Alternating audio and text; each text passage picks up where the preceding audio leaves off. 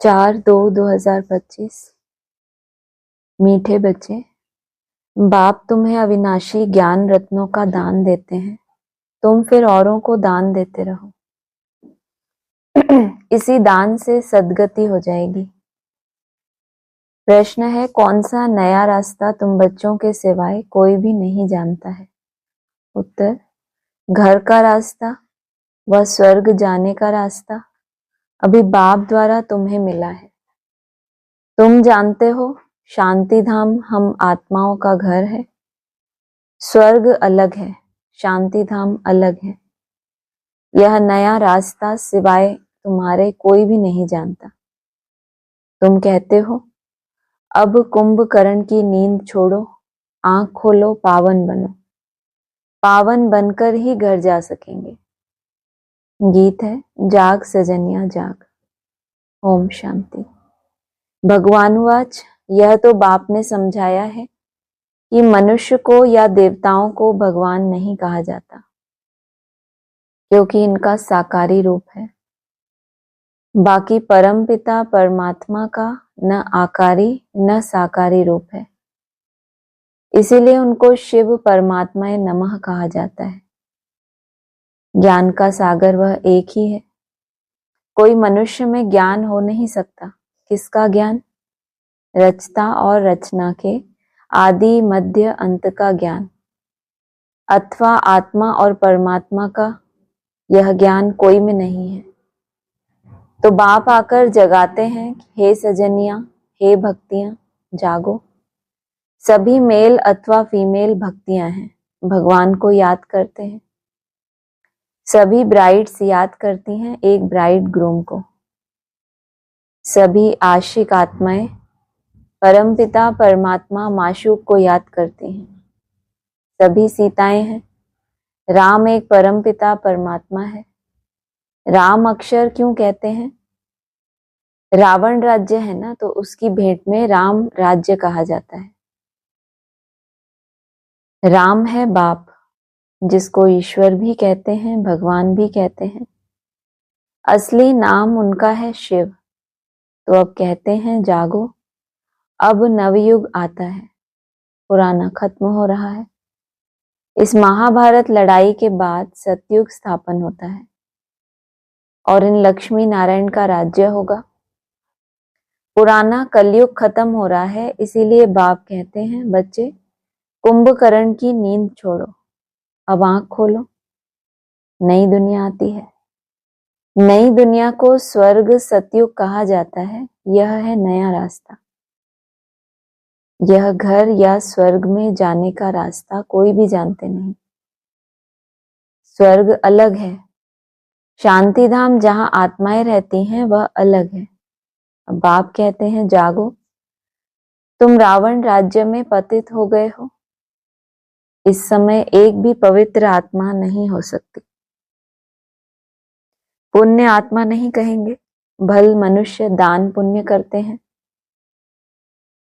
परंतु पवित्र आत्मा तो एक भी नहीं है। यहाँ कलयुग में है पतित आत्माएं, सतयुग में है पावन आत्माएं। माना दान पुण्य करने से पवित्र आत्मा नहीं कहते।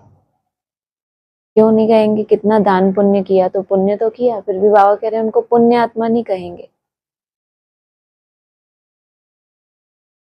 ना आत्मा के ऊपर जो पापों का हिसाब किताब है वो उन्होंने याद के बल से या किसी भी तरह से जब तक चुकतू नहीं किया है तब तक उनको पवित्र आत्मा नहीं कहेंगे। इसलिए कितना भी दान पुण्य करे फिर अकाले मृत्यु तो हो सकती है ना। कुछ भी हो सकता है, व्याधि हो सकती है, कोई भी कर्म भोग हो सकता है, तो उनको पुण्य आत्मा नहीं कहेंगे। सतयुग में है पावन आत्माएं, इसलिए कहते हैं, हे शिव बाबा, आकर हमको पावन आत्मा बनाओ। यह पवित्रता की बात है। इस समय बाप आकर तुम बच्चों को अविनाशी ज्ञान रत्नों का दान देते हैं। कहते हैं तुम भी औरों को दान देते रहो, तो 5 विकारों का ग्रहण छूट जाए। 5 विकारों का दान दो तो दुख का ग्रहण छूट जाए, पवित्र बन सुखधाम में चले जाएंगे। 5 विकारों में नंबर 1 है काम, उसको छोड़ पवित्र बनो। खुद भी कहते हैं, हे पतित पावन, हमको पावन बनाओ। पतित विकारी को कहा जाता है। यह सुख और दुख का खेल भारत के लिए ही है। बाप भारत में ही आकर साधारण तन में प्रवेश करते हैं, फिर इनकी भी बायोग्राफी बैठ सुनाते हैं। यह हैं सब ब्राह्मण ब्राह्मणियां, प्रजापिता ब्रह्मा की औलाद। तुम सबको पवित्र बनने की युक्ति बताते हैं, ब्रह्मा कुमार और कुमारियां। तुम विकार में जा नहीं सकते हो। तुम ब्राह्मणों का यह एक ही जन्म है। देवता वर्ण में तुम 20 जन्म लेते हो, वैश्य शूद्र वर्ण में 63 जन्म, ब्राह्मण वर्ण का यह एक अंतिम जन्म है जिसमें ही पवित्र बनना है। बाप कहते हैं पवित्र बनो। बाप की याद अथवा योग बल से विकर्म भस्म होंगे। यह एक जन्म पवित्र बनना है। सतयुग में तो कोई पतित होता नहीं। अभी यह अंतिम जन्म पावन बनेंगे तो 21 जन्म पावन रहेंगे। पावन थे अब पतित बने हो। पतित हैं तब तो बुलाते हैं। पतित किसने बनाया है? रावण की आसुरी मत ने। सिवाय मेरे तुम बच्चों को रावण राज्य से दुख से कोई भी लिबरेट कर नहीं सकते। सभी काम चिता पर बैठ भस्म हो पड़े हैं। मुझे आकर ज्ञान चिता पर बिठाना पड़ता है, ज्ञान जल डालना पड़ता है, सबकी सद्गति करनी पड़े। जो अच्छी रीति पढ़ाई पढ़ते हैं उनकी ही सद्गति होती है, बाकी सब चले जाते हैं शांति धाम में। सतयुग में सिर्फ देवी देवताएं हैं, उनको ही सद्गति मिली हुई है, बाकी सबको गति अथवा मुक्ति मिलती है। 5000 वर्ष पहले इन देवी देवताओं का राज्य था, लाखों वर्ष की बात नहीं है। अब बाप कहते हैं मीठे मीठे बच्चों, मुझ बाप को याद करो। मन मना भव अक्षर तो प्रसिद्ध है। भगवानुवाच, कोई भी देहधारी को भगवान नहीं कहा जाता। आत्माएं तो एक शरीर छोड़ दूसरा लेती हैं, कभी स्त्री कभी पुरुष बनती हैं। भगवान कभी भी जन्म मरण के खेल में नहीं आता। यह ड्रामा अनुसार नूंद है। एक जन्म ना मिले दूसरे से, फिर तुम्हारा यह जन्म रिपीट होगा, तो यही एक्ट यही फीचर्स लेंगे। यह ड्रामा अनादि बना बनाया है, यह बदल नहीं सकता। श्री कृष्ण को जो शरीर सतयुग में था वह फिर वहां मिलेगा। वह आत्मा तो अभी यहाँ है, लेकिन जो शरीर सतयुग में था, सतयुग में कैसा शरीर होता है? एकदम निरोगी सतो प्रधान। अब उसकी आत्मा तो कहाँ है? भले किसी भी युग तक पहुंची हो, लेकिन वो शरीर कब सतो प्रधान बनेगा? जब आत्मा पहले पूरी तरह से सतो प्रधान बन जाए। तो आत्मा भले यहाँ है, तुम अभी जानते हो हम 100 बनेंगे। यह लक्ष्मी नारायण के फीचर्स एक्यूरेट नहीं है, बनेंगे फिर भी वही। यह बातें नया कोई समझ ना सके। अच्छी रीति जब किसी को समझाओ तब 84 का चक्र जानेंगे और समझेंगे कि बरोबर हर एक जन्म में नाम रूप फीचर्स आदि अलग अलग होते हैं। अभी इनके अंतिम 84वें जन्म के फीचर्स यह हैं। इसीलिए नारायण के फीचर्स करीब करीब ऐसे दिखाए हैं, नहीं तो मनुष्य समझ ना सके। नारायण के फीचर्स जो भी दिखाए हैं वो भले एक्यूरेट नहीं है, लेकिन करीब करीब ऐसे दिखाए हैं, क्योंकि यही बनने वाले हैं ना। लेकिन वो एकदम सतो प्रधानता की निशानी है, तो करीब करीब वैसे ही है। तुम बच्चे जानते हो मम्मा बाबा ही यह लक्ष्मी नारायण बनते हैं। यहाँ तो 5 तत्व पवित्र है नहीं, यह शरीर सब पतित है। सतयुग में शरीर भी पवित्र होते हैं। श्री कृष्ण को मोस्ट ब्यूटीफुल कहते हैं, नेचुरल ब्यूटी होती है। यहाँ विलायत में भल गोरे मनुष्य हैं, परंतु उनको देवता थोड़े ही कहेंगे। दैवी गुण तो नहीं है ना। दैवी गुण होना इसको क्या कहेंगे? Natural beauty. माना अपनी नेचर को चेंज कर लेना, नेचर में ही क्या आ जाए, आपकी दिव्यता आ जाए, तो क्या कहेंगे इसको, नेचुरल ब्यूटी। विदेश में भले भी कितने गोरे हों, लेकिन बाबा कहते हैं वो कोई ब्यूटी थोड़ी है। तो बाप कितना अच्छी रीति बैठ समझाते हैं, यह है ऊंचते ऊंच पढ़ाई, जिससे तुम्हारी कितनी ऊंच कमाई होती है। अनगिनत हीरे जवाहर धन होता है, वहां तो हीरे जवाहरों के महल थे, अभी वह सब गुम हो गया, तो तुम कितने धनवान बनते हो। अपरम अपार कमाई है 21 जन्मों के लिए, इसमें बहुत मेहनत चाहिए। देही अभिमानी बनना है, हम आत्मा है, यह पुराना शरीर छोड़ अब वापस अपने घर जाना है। बाप अभी लेने के लिए आए हैं। हम आत्मा ने 84 जन्म अब पूरे किए, अब फिर पावन बनना है, बाप को याद करना है, नहीं तो कयामत का समय है ना। बाप की जब तक मत मिल रही है उसमें उस अनुसार चल लेना, और अगर नहीं किया तो फिर कौन सा समय आएगा। अभी तो श्रीमत मिलने का समय है, फिर क्या है मत भगवान की, वो ही बुद्धि से निकल जाएगी। बोला ना बाबा ने, बाप दादा की दी हुई शिक्षाएं समय पे याद आ जाना, उसको भी क्या कहेंगे, तीव्र पुरुषार्थ। लेकिन समझ ही ना आए कि क्या बोला था बाबा ने, सब विस्मृति हो जाए, तो क्या कहेंगे, कौन सा समय, कयामत का समय आ गया। सजाएं खाकर वापस चले जाएंगे, हिसाब किताब तो सबको चुकतू करना ही है। भक्ति मार्ग में काशी कलवट खाते थे तो भी कोई मुक्ति को नहीं पाते, वह है भक्ति मार्ग और यह है ज्ञान मार्ग। इसमें जीव घात करने की दरकार नहीं रहती, वह है जीव घात, फिर भी भावना रहती है कि मुक्ति को पाएं। इसलिए पापों का हिसाब किताब चुकतू होकर क्या होता है, फिर चालू हो जाता है। लेकिन एक बार के लिए क्या होता है, उनको वो बॉटल दो, है आपके पास। पापों का हिसाब किताब, इतनी भावना है उनकी कि क्या हो, हमें मोक्ष मिले, लेकिन बाबा कह रहे हैं सदा उनको मुक्ति, जीवन मुक्ति तो मिलती नहीं है, लेकिन भावना है कि क्या करें हम मुक्ति को पाएं। इसलिए पुराना जितना भी हिसाब किताब है वो चुकतू होता है। फिर जो नए सिरे पाप करते हैं, संस्कार तो नहीं बदले ना, तो पुराना चुकतू हो गया तो आत्मा हल्की तो हो गई पुरुषार्थ के लिए, लेकिन फिर क्या होता है, नया चालू होता है। अभी तो काशी कलवट का कोई मुश्किल साहस रखते हैं, क्यों, क्योंकि वहां जाके फिर बोला ना, कल भी मुरली में आया, 100 गुना पाप, यहाँ रहकर पाप करने का 100 गुना हिसाब किताब बनता है, तो इसलिए साहस नहीं करते। बाकी मुक्ति या जीवन मुक्ति नहीं मिल सकती, बाप बिगड़ जीवन मुक्ति कोई दे ही नहीं सकते। आत्माएं आती रहेंगी, फिर वापस कैसे जाएंगे, बाप ही आकर सर्व की सदगति कर वापस ले जाएंगे। सतयुग में बहुत थोड़े मनुष्य रहते हैं, आत्मा तो कभी विनाश नहीं होती, लेकिन रहने वाले मनुष्य माना शरीर सहित सतयुग में बहुत थोड़े होते हैं। आत्माएं तो कभी विनाश होती ही नहीं है, लेकिन ऐसे अविनाशी शरीर भी होते हैं जो कहाँ ट्रांसफर होते हैं, सतयुग में बहुत थोड़े होते हैं। सतयुग में आयु बड़ी होती है, दुख की बात नहीं, सॉरी, आत्मा तो कभी विनाश नहीं होती, आत्मा अविनाशी है, शरीर विनाशी है।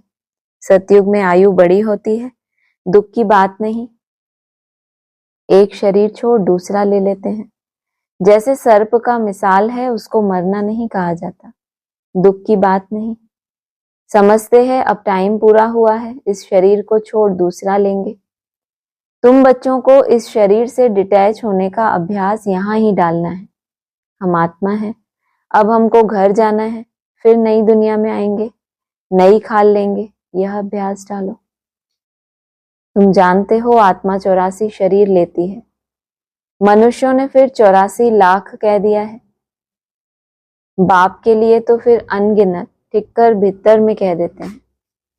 उसको कहा जाता है धर्म की ग्लानि।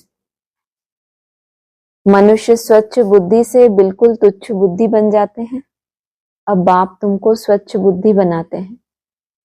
स्वच्छ बनते हो याद से, बाप कहते हैं अब नवयुग आता है, उसकी निशानी यह महाभारत लड़ाई है। नवयुग आता है, जितना जितना नवयुग नजदीक आएगा उतनी उतनी क्रॉस कहाँ से करना पड़े, गेटवे टू हेवन इज महाभारी महाभारत युद्ध।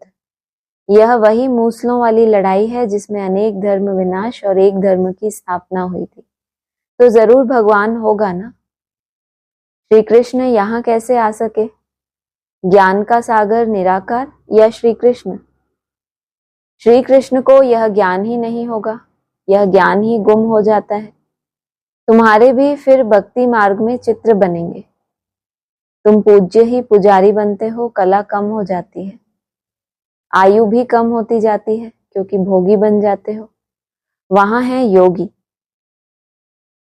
ऐसे नहीं कि किसी की याद में योग लगाते हैं, वहां है ही पवित्र।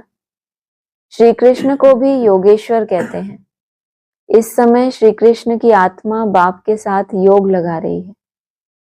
श्री कृष्ण की आत्मा इस समय योगेश्वर है। सतयुग में योगेश्वर नहीं कहेंगे, वहां तो प्रिंस बनती है। तो तुम्हारी पिछाड़ी में ऐसी अवस्था रहनी चाहिए जो सिवाय बाप के और कोई शरीर की याद न रहे। शरीर से और पुरानी दुनिया से ममत्व मिट जाए। सन्यासी रहते तो पुरानी दुनिया में है, परंतु घर बार से ममत्व मिटा देते हैं। ब्रह्म को ईश्वर समझ उनसे योग लगाते हैं। अपने को ब्रह्म ज्ञानी तत्व ज्ञानी कहते हैं। समझते हैं हम ब्रह्म में लीन हो जाएंगे। बाप कहते हैं यह सब रॉन्ग है। राइट तो मैं हूं, मुझे ही ट्रूथ कहा जाता है। तो बाप समझाते हैं याद की यात्रा बड़ी पक्की चाहिए। ज्ञान तो बड़ा सहज है, देही अभिमानी बनने में ही मेहनत है। बाप कहते हैं किसकी भी देह याद ना आए। यह है भूतों की याद, भूत पूजा। मैं तो अशरीरी हूं, तुमको याद करना है मुझे। इन आंखों से देखते हुए बुद्धि से बाप को याद करो। क्या बोला? बाप कहते हैं किसकी भी देह याद ना आए। यह है भूतों की याद, भूत पूजा। मैं तो अशरीरी हूं, तुमको याद करना है मुझे। तो इन आंखों से देखते हुए भी, देखते हुए क्या दिखेगा? साकार दिखेगा ना, लेकिन तुमको किसको याद करना है? मुझे याद करना है। मैं अशरीरी हूं, तुमको याद करना है मुझे। इन आंखों से देखते हुए बुद्धि से बाप को याद करो। बाप के डायरेक्शन पर चलो तो धर्मराज की सजाओं से छूट जाएंगे। पावन बनेंगे तो सजाएं खत्म हो जाएंगी। बड़ी भारी मंजिल है। प्रजा बनना तो बहुत सहज है, उसमें भी साहूकार प्रजा, गरीब प्रजा कौन कौन बन सकते हैं, सब समझाते हैं। पिछाड़ी में तुम्हारे बुद्धि का योग रहना चाहिए बाप और घर से। जैसे एक्टर्स का नाटक में पार्ट पूरा होता है तो बुद्धि घर में चली जाती है। यह है बेहद की बात। वह होती है हद की आमदनी, यह है बेहद की आमदनी। अच्छे एक्टर्स की आमदनी भी बहुत होती है ना। तो बाप कहते हैं गृहस्थ व्यवहार में रहते बुद्धि योग वहां लगाना है। वह आशिक माशूक होते हैं एक दो के, यहाँ तो सब आशिक हैं उस एक माशूक के, उनको ही सब याद करते हैं। वंडरफुल मुसाफिर है ना, इस समय आए हैं सब दुखों से छुड़ाकर सदगति में ले जाने के लिए। उनको कहा जाता है सच्चा सच्चा माशूक। वह एक दो के शरीर पर आशिक होते हैं, विकार की बात नहीं। उसको कहेंगे देह अभिमान का योग। वरना भले विकार नहीं है, लेकिन आशिक किसके हुए? शरीर के, तो भी कहेंगे देह अभिमान का योग। वह भूतों की याद हो गई। मनुष्य को याद करना माना पांच भूतों को, प्रकृति को याद करना। बाप कहते हैं प्रकृति को भूल मुझे याद करो। पहले प्रकृति को भूलो, माना अपने को आत्मा समझो, माना पांच तत्वों को क्या करो? पहले भूलो और फिर मुझे याद करो। मेहनत है ना। और फिर दैवी गुण भी चाहिए, कोई से बदला लेना, यह भी आसुरी गुण है। सतयुग में होता ही है एक धर्म, बदले की बात ही नहीं। वह है ही अद्वैत देवता धर्म, जो शिव बाबा के बगैर कोई स्थापन कर ना सके। सूक्ष्म वतनवासी देवताओं को कहेंगे फरिश्ते। इस समय तुम हो ब्राह्मण, फिर फरिश्ता बनेंगे, फिर वापस जाएंगे घर, फिर नई दुनिया में आकर दैवी गुण वाले मनुष्य अर्थात देवता बनेंगे। अभी शूद्र से ब्राह्मण बनते हो, प्रजापिता ब्रह्मा का बच्चा ना बने तो वर्षा कैसे लेंगे? यह प्रजापिता ब्रह्मा और मम्मा, वह फिर लक्ष्मी नारायण बनते हैं। अब देखो, तुमको जैनी लोग कहते हैं हमारा जैन धर्म सबसे पुराना है। अब वास्तव में महावीर तो आदिदेव ब्रह्मा को ही कहते हैं। एक होता है महारथी, एक होता है महावीर। तो बाबा कह रहे हैं महावीर तो वास्तव में आदिदेव ब्रह्मा को ही कहते हैं। है ब्रह्मा ही, माना हिस्ट्री में जो दिखाते हैं ऐसी कोई बात है नहीं है, किसकी यादगार, वो ब्रह्मा की। परंतु कोई जैन मुनि आया तो उसने महावीर नाम रख दिया। अभी तुम सब महावीर हो ना, माया पर जीत पा रहे हो, तुम सब बहादुर बनते हो।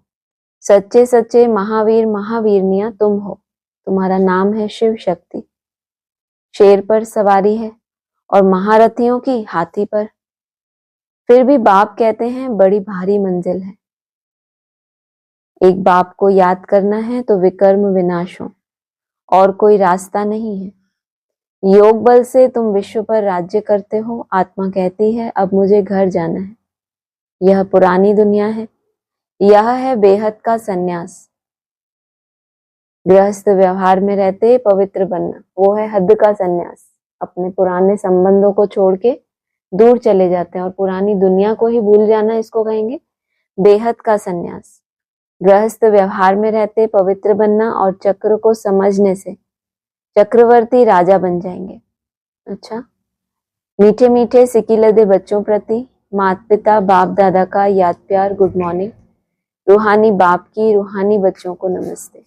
रूहानी बच्चों की रूहानी बाप दादा को नमस्ते। धारणा के लिए सार है, धर्मराज की सजाओं से बचने के लिए किसी की भी देह को याद नहीं करना। इन आंखों से सब कुछ देखते हुए एक बाप को याद करना है। पढ़ाई क्या है आपकी? ज्ञान मार्ग की पहला चैप्टर हम आत्मा है। जो इन आंखों से नहीं दिखता उसी के ऊपर मन को एकाग्र करने का अभ्यास। तो कहा इन आंखों से सब कुछ देखते हुए एक बाप को याद करना है, अशरीरी बनने का अभ्यास करना है और पावन बनना है।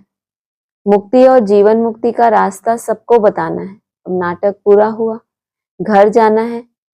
इस स्मृति से बेहद की आमदनी जमा करनी है। वरदान है, एक सेकंड की बाजी से सारे कल्प की तकदीर बनाने वाले श्रेष्ठ तकदीरवान भव। इस संगम के समय को वरदान मिला है। जो चाहे जैसा चाहे जितना चाहे उतना भाग्य बना सकते हैं। सिर्फ इस संगम युग को कल्प में एक बार ये वरदान मिलता है कि इस कल्प में एक बार सभी आत्माओं को, जिनको भी अपना जन्म जन्मांतर का भाग्य बनाना है, जो भी चाहे जैसा भी चाहे और जितना भी चाहे उतना भाग्य बना सकते हैं। क्योंकि भाग्य विधाता बाप ने तकदीर बनाने की चाबी बच्चों के हाथ में दी है। लास्ट वाला भी फास्ट जाकर फर्स्ट आ सकता है। सिर्फ सेवाओं के विस्तार में स्वयं की स्थिति सेकंड में सार स्वरूप बनाने का अभ्यास करो। ये हो गई भाग्य बनाने की चाबी, जो बोला सबको हाथ में दे दी है। सेकंड में सार स्वरूप बनने का अभ्यास करो। अभी अभी डायरेक्शन मिले, एक सेकंड में मास्टर बीज हो जाओ तो टाइम ना लगे। इस एक सेकंड की बाजी से सारे कल्प की तकदीर बना सकते हो। सोचो, लग रहा है एक सेकंड कमाई करने में, और तकदीर और दुनिया में कितना पूरा महीना कमाई करते रहते हैं, तब जाके थोड़ा धन मिलता है। और एक ही बार थोड़ा भी सुख उनको लेना है और गया सारा। कितने साल 2 साल की कमाई एक ही सुख लेने में चली जाती। तो कमाया ज्यादा या गंवाया ज्यादा? मेहनत ज्यादा और प्राप्ति कम। स्लोगन है, डबल सेवा द्वारा पावरफुल वायुमंडल बनाओ तो प्रकृति दासी बन जाएगी। अनेक वृक्षों की डालियां अब एक ही चंदन का वृक्ष हो गया। लोग कहते हैं 2-4 माताएं भी एक साथ इकट्ठी नहीं रह सकती, और अभी माताएं सारे विश्व में एकता स्थापन करने के निमित्त हैं। माताओं ने ही भिन्नता में एकता लाई है। देश भिन्न है, भाषा भिन्न भिन्न है, कल्चर भिन्न भिन्न है, लेकिन आप लोगों ने भिन्नता को एकता में लाया। किस आधार पे? यूनिटी का आधार प्योरिटी। तो माताओं ने भिन्नता को एकता में लाया। अच्छा, ओम शांति।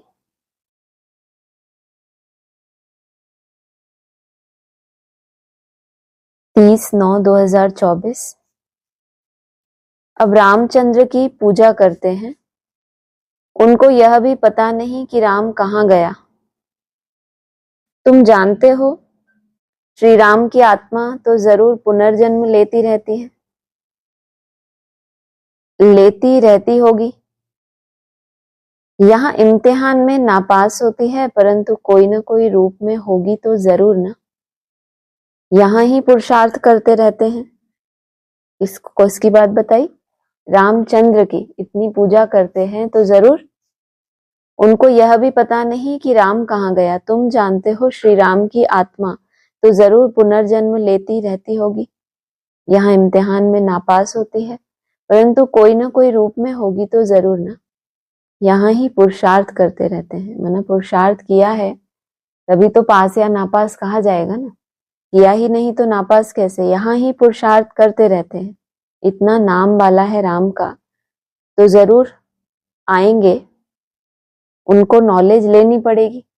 कितना गीत गाते हैं, राम आएंगे आएंगे। बाबा भी कह रहे हैं कि इतना गायन है उसका, राम का, तो जरूर आएंगे, उनको नॉलेज लेनी पड़ेगी। अभी कुछ मालूम नहीं पड़ता है तो उस बात को छोड़ देना पड़ता है।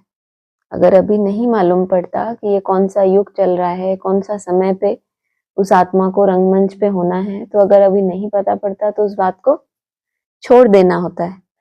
इससे तो क्यों ना हम अपना, इन बातों में जाने से टाइम वेस्ट होता है, इससे तो क्यों ना अपना टाइम सफल करें, अपनी उन्नति के लिए बैटरी चार्ज करें। दूसरी बातों का चिंतन तो पर चिंतन हो गया ना। भले कितना भी कोई महान एक्टर हो, लेकिन उसके बारे में क्वेश्चन उठना कहाँ है, कैसे है, तो फिर ये भी क्या हो गया, पर चिंतन हो गया ना। अभी तो अपना चिंतन करना है। हम बाप को याद करें। वह भी जरूर पढ़ते होंगे, रिपोर्ट भी दे दी, ऐसा मत समझो हम ही पढ़ रहे हैं। वह भी जरूर पढ़ते होंगे, अपनी बैटरी चार्ज करते होंगे, परंतु तुमको अपनी करनी है। अगला है इसी मुरली का, मैं आया ही हूं तुम बच्चों को यह महामंत्र देने। ऐसे नहीं कि मंत्र देकर चला जाता हूं, नहीं, बच्चों को देखना भी पड़ता है कि कहां तक सुधार हुआ है, फिर सुधारने की शिक्षा देते रहते हैं। पहला मंत्र देते हैं मन मना भाव का, फिर सिर्फ मन मना भाव का मंत्र देके चले तो नहीं जाते। मंत्र तो आदि में ही दे दिया था। गीता को पढ़ते थे तो गीता में ही लिखा है मन मना भाव। जब आदि में गीता पढ़ते थे, श्लोक पढ़ते थे, तो उसमें क्या था, इनको उठाओ। तो फिर बीच में क्या हुआ, विस्तार से समझाया टीचर के रूप में कि ज्ञान की गुत्थियां सुलझे, ताकि मन मना भाव होने में क्या करे, ये ज्ञान आपको सहयोग करे। फिर उसके बाद कहा बच्चों को देखना भी पड़ता है कहाँ तक सुधार हुआ है। अब बोल दिया मन मना भाव, फिर इतना पढ़ा दिया, फिर अब उनको देखना भी पड़ता है। तो फिर कौन सी शिक्षा देते हैं, फिर सुधारने की शिक्षा देते हैं। होता है ना, बच्चों को इतना समझाते हैं, फिर माँ बाप क्या कहते हैं, अब मैं तेरे को बताता हूँ ना, अब तो सुधरना ही है। तो फिर शिक्षा देते रहते हैं। कौन सी? सुधारने की शिक्षा कुछ अलग होती होगी ना, पढ़ाने वाली शिक्षा, समझाने की, फिर मन मना भाव, वो एक अलग बात है। यहाँ बोला पहले देखते हैं बच्चों को, ऐसे नहीं पहले ही डंडे मारते हैं। पहले क्या बोला, नहीं, बच्चों को देखना भी पड़ता है कि कहाँ तक सुधार हुआ है। पहले देखते हैं, फिर सुधारने की शिक्षा देते रहते हैं। सेकंड का ज्ञान देकर चले जाएं तो फिर ज्ञान का सागर भी ना कहा जाए। कितना समय हुआ है, तुमको समझाते ही रहते हैं। झाड़ की, भक्ति मार्ग की सब बातें समझने की डिटेल है, डिटेल में समझाते हैं। होलसेल माना मन मना भाव, परंतु ऐसा कहकर चले तो नहीं जाएंगे, पालना भी करनी पड़े। माना अगर कहा है बच्चों को मन मना भाव और साथ ले जाऊंगा तो अपना प्रॉमिस निभाना पड़े ना। तो देखना भी पड़े बच्चों को सुधरते हैं नहीं सुधरते, किस विधि से सुधारना है। अगला है शुरू में कितने आए, फट से आकर बाप की गोद ली, भट्टी बनी। इसमें सबने अपना लक आजमाया। फिर लक आजमाते आजमाते माया ने एकदम उड़ा दिया, ठहर ना सके। फिर 5000 वर्ष के बाद ही ऐसे होगा। बाबा कहते हैं मुरली में कि बाबा आदि की बातों की याद दिलाकर क्या करते हैं, अंत के इशारे देते रहते हैं, क्योंकि आदि सो अंत होता है ना, तो आदि की हिस्ट्री हमें क्यों सुनाते हैं, ताकि अलर्ट हो जाए। तो अंत में भी हूबहू रिपीट होना है।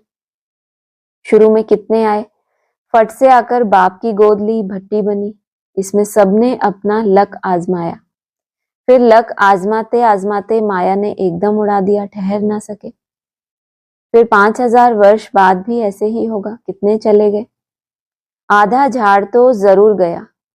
भले झाड़ वृद्धि को पाया है, परंतु पुराने चले गए। जाते रहते हैं और आते रहते हैं, पुराने पत्ते झड़ते हैं, नए पत्ते आते हैं, लेकिन उस समय के हिसाब से आधा झाड़ तो चला ही गया होगा, फिर भी वृद्धि को पाता रहता है। पुराने चले गए, समझ सकते हैं उनसे कुछ फिर आएंगे जरूर पढ़ने। स्मृति आएगी कि हम बाप से पढ़ते थे और सब अभी तक पढ़ते रहते हैं, हमने हार खा ली। फिर मैदान में आएंगे। यात्रा तो लंबी है ना, छोड़ दिया, नहीं समझ पाए, फिर अगर समझ आ गई, हिसाब किताब चुकतू हो गए, फिर पढ़ेंगे। फिर स्मृति आएगी कि हमने हार खा ली, और जो जिनके साथ हम पढ़ते थे वो अभी तक क्या कर रहे हैं, अभी तक पढ़ते रह रहे हैं। फिर मैदान में आएंगे, बाबा आने देंगे, फिर भी भल आकर पुरुषार्थ करें, कुछ ना कुछ अच्छा पद मिल जाएगा। अगला है, चित्र भी देखते हैं शिव बाबा का यह रूप है, वही ऊंचते ऊंच बाप है, तो याद भी उनको करना है। यहाँ फिर सबसे जास्ती पूजा करते हैं श्री कृष्ण की, क्योंकि नेक्स्ट में है ना, शिव बाबा का यह रूप है, वही ऊंचते ऊंच बाप है, तो याद भी उनको करना है। यहाँ फिर ये दुनिया जहां पर किसकी मान्यता होती, साकार की, माना इन आंखों से जो दिखाई दे। बाबा ने कहा ना, श्री कृष्ण का स्वरूप ऐसा थोड़ी है कि कोई पहचान ना सके, वो कभी ऐसा नहीं कहेगा कि मुझे कोई जान ना सके, तो दैवी गुणों वाला मनुष्य है। तो बाबा ने कहा यहाँ फिर सबसे जास्ती पूजा करते हैं श्री कृष्ण की, क्योंकि नेक्स्ट में है ना, उस दिन मुरली में भी आया, मेरे बदले क्या, मेरे बदले श्री कृष्ण को बच्चा समझ, माना मेरे बदले, किसी को कोई चीज बदले में कब दी जाती है, जब वो नहीं मिल सकता उसको। माना किसी को फर्स्ट प्राइज नहीं मिला तो उसको क्या देते हैं, सांत्वना पुरस्कार कहते हैं उसको। तो बाबा ने ही तो बोल दिया ना, मेरे बदले श्री कृष्ण को बच्चा समझ क्या करते हैं, खेल पाल करते रहते हैं ना। लेकिन है कौन, शिव बालक का भी गायन है और श्री कृष्ण का भी। लेकिन बाबा ने मुरली में बोल दिया, शिव बाबा को अपना वारिस बनाना कोई मासी का घर नहीं है। श्री कृष्ण के लिए कहते हैं ऐसा बच्चा मिले, ऐसा पति मिले, लेकिन शिव बाबा को अपना वारिस बनाना, साजन बनाना, वो कोई मासी का घर नहीं है। इसीलिए बोला, मुरली में आया भी था कि मंदिर में क्या रख देते हैं, श्री कृष्ण की चाखड़ी रख देते हैं, माना पादुका रख देते हैं। कि कोई कोई को क्या है, श्री कृष्ण भी नसीब नहीं हुआ तो क्या मिला, पादुका मिली, तो वही रख देते हैं मंदिर में, उसको भी कितना रिगार्ड देते हैं। तो ये नंबरवार है ना, प्यार भी उनको करते हैं, तो गीता का भगवान भी उनको समझ लिया है। सुनाने वाला चाहिए तब तो उनसे वर्षा मिले, बाप ही सुनाते हैं। नई दुनिया की स्थापना और पुरानी दुनिया विनाश करने वाला और कोई हो न सके सिवाय एक बाप के। ब्रह्मा द्वारा स्थापना, शंकर द्वारा विनाश, विष्णु द्वारा पालना, यह भी लिखते हैं, यहाँ के लिए ही है, परंतु समझ कुछ भी नहीं है। तीनों पार्ट कहाँ के लिए है, ये इस सृष्टि की बात है, ये पार्ट चलते हैं लेकिन समझते नहीं। 1/10/2024 का है। अपने को आत्मा समझना, इसमें मेहनत है, एकांत चाहिए। 7 रोज की भट्टी का कोर्स बहुत कड़ा है, कोई भी याद ना आए। कोर्स में तो क्या करते हैं, कोई कोर्स मिलता है तो उसमें पढ़ाते ही रहते हैं, पढ़ाते ये भी याद करो, ये भी याद करो। ये कैसा कोर्स है, इसमें कुछ भी याद ना आए, कोई भी याद ना आए, किसको पत्र भी नहीं लिख सकते। यह भट्टी तुम्हारी शुरू की थी, यह भट्टी तुम्हारी शुरू की थी, यहाँ तो सबको रख नहीं सकते। माना आदि में भी ये भट्टी की शुरुआत किससे हुई, आदि से अंत होता है ना, तो आदि में भी ये भट्टी किसकी शुरू की थी, कितनी कड़ी भट्टी की और किसी की याद भी ना आए, पत्र भी नहीं लिख सकते। यहाँ तो सबको रख नहीं सकते, इसलिए कहा जाता है घर में रहकर प्रैक्टिस करो। भट्टी के लिए कैसे चाहिए, योग्यता भी चाहिए ना उनके अंदर, क्योंकि कोर्स ही बहुत कड़ा है। सबको रख लें, उनकी पालना करें और उनकी बुद्धि बाहर भागती रहे तो वायुमंडल कैसा होगा। इसलिए यहाँ सबको नहीं रख सकते। उनको क्या कहते हैं, तुम कहाँ प्रैक्टिस करो, अपने घर में रहकर प्रैक्टिस करो। भक्त लोग भी भक्ति के लिए अलग कोठी बना देते हैं, अंदर कोठरी में बैठ माला सिमरते हैं। तो इस याद की यात्रा में भी एकांत चाहिए। एक बाप को ही याद करना है, इसमें कुछ जबान चलाने की भी बात नहीं। इस याद के अभ्यास में फुर्सत चाहिए। ऐसे नहीं कि हम तो सदा याद में ही रहते हैं। इसके लिए क्या चाहिए, मन बुद्धि भी कैसी चाहिए, कुछ ना कुछ फ्री होनी चाहिए व्यर्थ से। अगला है 2-10-24। यह ब्रह्मा तो कहते नहीं कि मैं परमात्मा हूं, यह तो समझ की बात है। यह तो बाप के महावाक्य हैं। सभी आत्माओं का बाप एक है। इनको दादा कहा जाता है। यह भाग्यशाली रथ है ना, नाम भी ब्रह्मा रखा है क्योंकि ब्राह्मण चाहिए ना।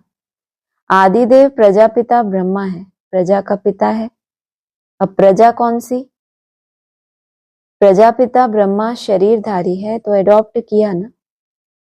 बच्चों को शिव बाबा समझाते हैं, मैं एडॉप्ट नहीं करता हूं, तुम सब आत्माएं तो सदैव मेरे बच्चे हो ही।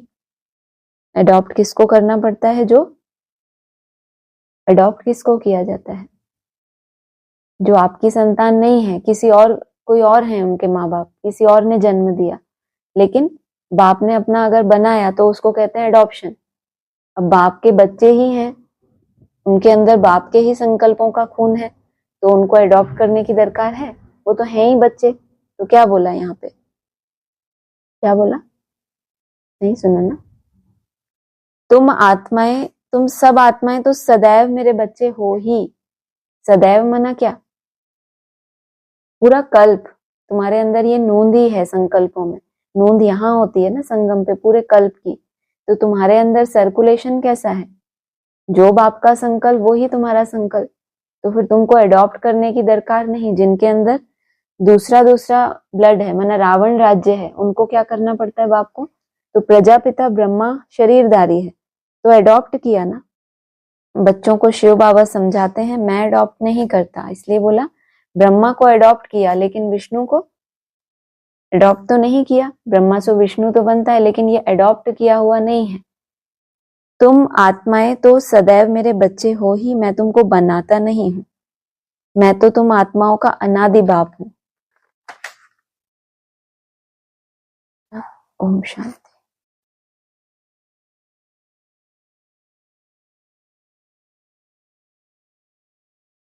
हाँ जी, ऑनलाइन किसी को कुछ बोलना है।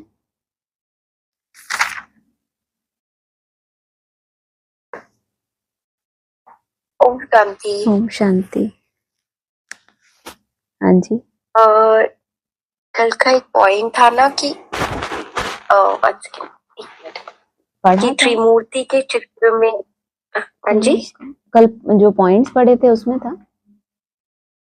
हाँ जी उसमें था, मैं वही ढूंढ रही हूँ। एक त्रिमूर्ति का चित्र की बात बाबा ने की थी कि उसमें तो भगवान शिव का चित्र नहीं है। एक मिनट, कल पढ़े थे ये पॉइंट, त्रिमूर्ति वाला था।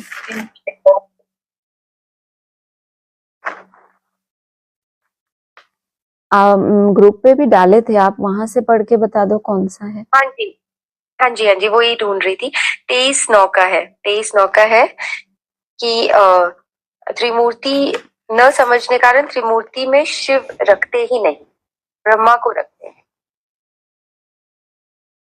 पढ़ू? हाँ, क्योंकि मेरे पास ये लिखा हुआ नहीं है। हाँ जी, हाँ जी। जिसको ब्रह्मा को ही रखते हैं, जिसको प्रजापिता ब्रह्मा कहते हैं, प्रजा को रचने वाला। परंतु उनको भगवान नहीं कहेंगे, भगवान प्रजा नहीं रचते हैं। भगवान के तो सब आत्माएं बच्चे हैं, फिर कोई द्वारा प्रजा रचते हैं। हाँ, तुमको किसने अडॉप्ट किया वापस, वो अडॉप्शन वाला ही जो हाँ, कल भी आया था। हाँ, कि ब्रह्मा द्वारा बाप ने अडॉप्ट किया। ब्राह्मण जब बनेंगे तभी तो देवता बनेंगे। ये बात तो तुमने कभी सुनी नहीं है। प्रजापिता का भी जरूर पाठ है, एक्ट चाहिए ना, इतनी प्रजा कहाँ से लाएंगी। तो इसमें ये क्वेश्चन ये था कि न समझने कारण त्रिमूर्ति में शिव रखते ही नहीं। हाँ बोला है, लेकिन बाबा उड़ा दिया है, उड़ा दिया है। हाँ जी, पर बाबा से सुना था कि अच्छे से देखो वो चित्र को, त्रिमूर्ति के चित्र को। हाँ जी। तो क्या देखना है उसमें? 2017 में जो बाबा ने वाणियां चलाई हैं उसमें बार बार ये बात बोली कि त्रिमूर्ति के ऊपर जो अव्यक्त दिखाया है, शिवलिंग का स्वरूप दिखाया है, उसकी तरफ इशारा किया। उड़ा दिया है माना जैसे बुद्धि में है ही नहीं कि ये क्या है, मैंने बिंदु समझ लिया। और वहां बाबा ने पूछा तो उन्होंने कहा ये जो शिव शंकर की मूर्ति है वो ही है। बाबा ने बार बार इंडिकेट किया कि नहीं, वो अलग है, तीनों का रचयिता है, बनाने वाला है। उनको उड़ा दिया माना जैसे बुद्धि में उसका रहस्य नहीं आया, तो जैसे उड़ गई, वो बात है ही नहीं बुद्धि में। लेकिन चित्र तो है दिखाया हुआ कि तीनों के द्वारा कैसे अपना कर्तव्य कराता है। तो वो पूरा बाबा ने 2017 में क्लैरिफिकेशन दिया, क्योंकि बाबा ने ये बात कही थी ना बहुत टाइम पहले, कहते आ रहे थे कि 2018 में सारी पढ़ाई चल रही है एक बच्चे के लिए, तो 2018 में कृष्ण बच्चे की पढ़ाई पूरी हो जाएगी। ये बात आती थी ना डिस्कशन में, एडवांस में। तो 2017 में बाबा ने ये बात को क्लियर करना शुरू किया। अब जैसे कि एक पहेली है, जो इसको सुलझा ले पहले पहले, तो 18 में वो शिव जयंती जो बाबा ने कहा था एक आत्मा के लिए होती है, तो इशारा पहले देंगे बाबा और कोई उसको पकड़े और जो उस रहस्य को सुलझा ले तो कहेंगे जैसे शिव जयंती हो गई। एक बच्चे की पढ़ाई पूरी होनी थी उस समय, तो बाकी सबने तो उड़ा ही दिया, किसी की बुद्धि में ही नहीं आया। हाँ जी। अच्छा, हाँ जी, ठीक है। और आज का जो वरदान है उसमें ये आया कि लास्ट वाला भी फास्ट जाकर फर्स्ट आ सकता है। सिर्फ सेवाओं के विस्तार में स्वयं की स्थिति सेकंड में सार स्वरूप बनाने का अभ्यास करो। हाँ जी, बिल्कुल। तो इसको थोड़ा एक्सप्लेन माना किसी के पास अगर बहुत विस्तार भी है, हद की गृहस्थी है, बेहद की गृहस्थी है, तो भी बाबा कह रहे हैं ये संगम युग ऐसा समय है कि ऐसा नहीं इसमें बहुत ढेर का ढेर ज्ञान सुनेंगे समझेंगे। कोई लास्ट में आया, अब उसका सारा जीवन ईश्वरीय सेवाओं में गया या अपने घर गृहस्थ में उसका समय चला गया, तो बस 1 सेकंड की ही बात है, ये बीच बीच में अपने मन को रोककर पॉइंट ऑफ लाइट में टिकना। लास्ट में बाबा ने बोला है कोई 7-7 दिन का ऐसा कोर्स नहीं चलेगा, तो कैसे होगा 1 सेकंड की पढ़ाई, माना जो कोई भी कर सके, इतना समय ही नहीं होगा। तो लास्ट में कोई आने वाला हो, भले सेवाओं का विस्तार भी है, उसके पास अपने तरह की जिम्मेदारी है, लेकिन अगर उसको ये आपने फोर्स भर दिया कि बीच बीच में ऐसे टिको, ऐसे ऐसे 1 सेकंड में स्टॉप करो, बार बार ये अभ्यास करे, तो वो आत्मा लास्ट में आके भी बहुत कमाई कर सकती है, अगर अटेंशन ज्यादा रखती है तो। हाँ जी, हाँ जी, हाँ जी, ओके।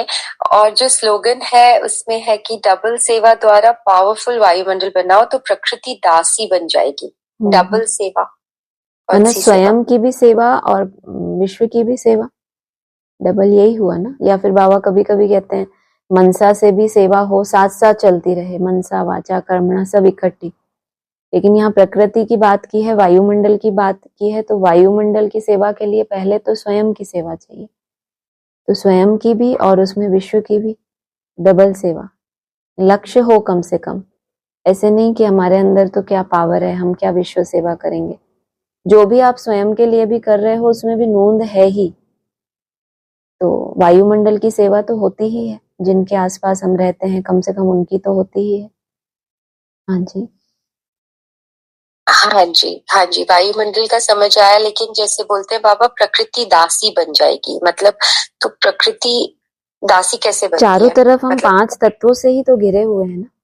आपके चारों ओर क्या है, या तो कोई ना कोई देहधारी हैं जो संबंधी हैं वो भी प्रकृति, हमारे अपने स्वभाव संस्कार वो भी हमारी प्रकृति, हमारी देह सबसे मुख्य प्रकृति, इन सब के साथ ही तो हम बंधे हुए हैं ना। अभी हम इनके अधीन होते हैं। प्रकृति में कुछ खिटपिट हुई, परिवार में कोई खिटपिट हुई तो कहेंगे इनकी नेचर ऐसी है। आपकी शरीर में कुछ खिटपिट हुई तो कहेंगे हमारे शरीर में, ये भी प्रकृति। वरना ये सब प्रकृति हमको अपना दास बनाती है। अभी हम उसके प्रभाव में आके अपनी स्वस्थिति से हट जाते हैं, फिर वो आपकी दासी बने। आप चाहो कि इतना इतना समय मेरा सफल होगा ही, और प्रकृति विघ्न ना डाल पाए किसी तरह का, चाहे वो बाहरी देहधारी हो, उनके अपने स्वभाव संस्कार हो ना वो विघ्न डाल पाए, ना आपकी प्रकृति, ना आपके अलबेलेपन की नेचर, कुछ भी ऐसी प्रकृति का रूप आपके उस टारगेट को रोक ना पाए, तो कहेंगे प्रकृति आपकी दासी बन गई। हाँ जी, हाँ जी, हाँ जी। और आज अभी कोई पॉइंट में आया ना कि होलसेल माना मन मना भव, हाँ जी, कि सार रूप का ज्ञान हो गया। अच्छा, माना बीच में ये भी बताया कि ऐसे नहीं कि बाबा मंत्र देकर चले जाते हैं, बच्चों को देखना भी पड़ता है कि कितना सुधार हुआ है। तो बाबा देखते हैं कहाँ तक सुधार हुआ है, फिर समझाने की शिक्षा देते रहते हैं। अगर 1 सेकंड में मंत्र देके चला जाए फिर तो उसको ज्ञान का सागर ही नहीं कहा जाएगा।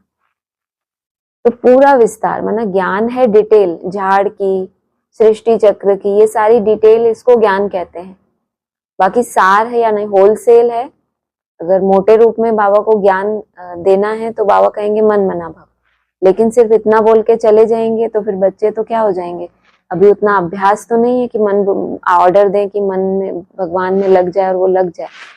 तो बाबा ऐसे कहकर चले नहीं जा सकते, तो बच्चों को बिजी रखते हैं ज्ञान की चिट चैट में, ज्ञान के विस्तार करने में, ताकि व्यर्थ से कम बुद्धि ज्ञान के मंथन में रहे।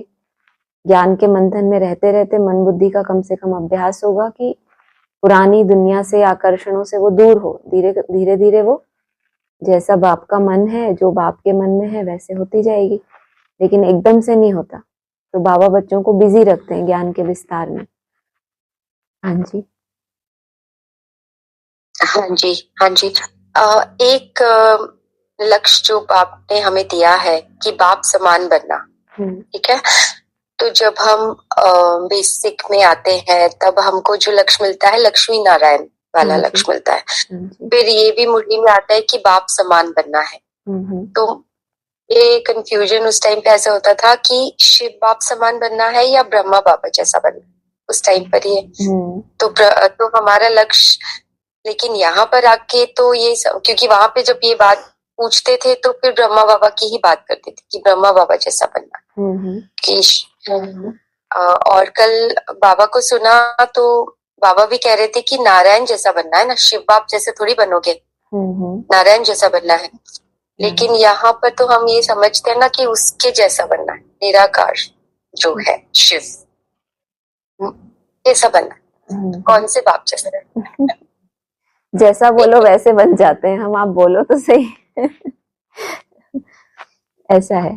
तो पहले जो है 16 कला संपूर्ण की स्टेज आती है। पहले बाबा ने बोला भी है कर्मों में ब्रह्मा को फॉलो करो।